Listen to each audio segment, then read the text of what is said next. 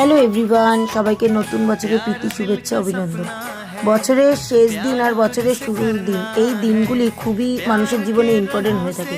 কিছু জিনিস হারায়, কিছু জিনিস নতুন করে ফিরে পায়, কিন্তু রোজকার জীবনে এইভাবে চলাটা খুব স্বাভাবিক। রোজকারের কাজগুলিকে তোমরা কেউই অবজ্ঞা করতে পারবে না। রোজের কাজ তুমি নতুন বছরের শুরুতে বা নতুন বছরের শেষে সেই একই কাজগুলি তোমাকে করতেই হবে। তো সেরকমই কাজ বলতে চলে গেলাম মায়ের বাড়ি।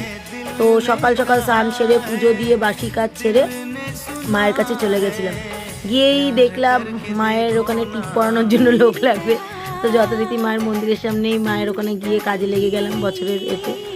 আর তারপরেই টিপ পরিয়ে পরিয়ে দেখলাম, সকালবেলা গেছিলাম, প্রতি সময় তো আমরা রাত্রিবেলা যাই, সেদিনকে আমার ডিউটি ছিল 12টা-8টা, তো সেই কারণে সকালে গেছিলাম।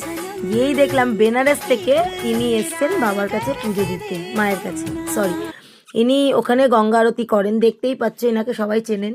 আর এই হচ্ছেন আমাদের মা শ্যাম সুন্দরী।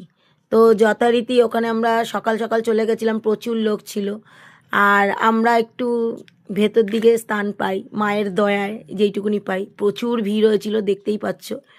আর আমরা ভেতর দিকে একটু স্থান পাই মায়ের দয়ায়, যাই হোক মা দয়া করে তাই। আর পুজো টুজো দিয়ে দেন আমরা ভোগের প্রসাদ তোসাদ খেয়ে আবার তাড়াতাড়ি 12:30, দেখতেই পাচ্ছ 12:30-1টার মধ্যে বাড়ি চলে এসেছিলাম। এসে আবার আমি ডিউটি জয়েন করেছিলাম। তো বছরের শুরুর দিনটা খুব ভালোভাবেই কেটেছিল আমার, তোমাদেরও হয়তো কেটেছে। নতুন বছর সবার খুব ভালো যাক, এই দিয়েই ভিডিওটা শেষ করলাম। চলো টাটা।